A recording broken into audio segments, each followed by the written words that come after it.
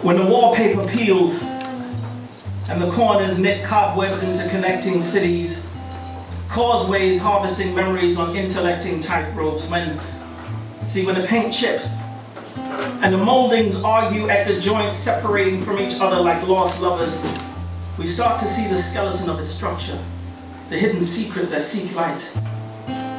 We notice that the time we spent admiring ourselves have led the way to a home falling apart at the seams. It's only then we notice each step moves a year consumed. Each flippant gesture unsettles the buried ruins of dust laid on our stagnant skin. Occasionally, our spirit shifts, and the light-detecting movement dances on each dust particle like an angry swarm harvesting stings. We neglect priorities, leave things to burn through like a cigarette ash marooned on a chipped saucer, reminding us that we've fallen in love 1,000 times and forgotten why. This is a broken promise to an orphan believing in reunions. How do I make your heartbeats airtight so I can hold you the way I used to? See, we have rules. Rules written and assumed. See, the problem with rules, though, is that if you follow them, then it always means you're right.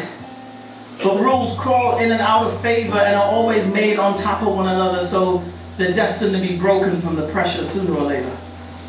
And I'm a broken vessel, drowning pleasure like alcohol pushed into veins, potent poison, traveling the ocean floor of your body, a human sacrifice with eyes that collect the fragments of forget in each blink. I've poured myself into this world and worn its ash as flesh. If you press your ears to my chest, you will hear the clamor of my dry bones like twin skeletons in a cold embrace. We've become this embrace. Torn cartilage, making it painful to bend in any direction other than what your joints have been trained in. We are practitioners of the usual, carriers of the same sky on the edge of the house, but you have a pilot light in your heart, flickering a shivering promise, and my touch is a wind tunnel caress. I painted your landscape with a rollerblade and spray cans, but these are not the tools of a careful hand.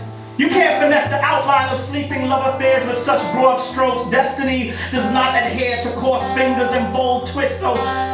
So as I maneuver through you, this yearning to hold you in my breath, I wonder, how can you feel anything around me when I barrel through you like a truckload of feathers I aim to be a light load?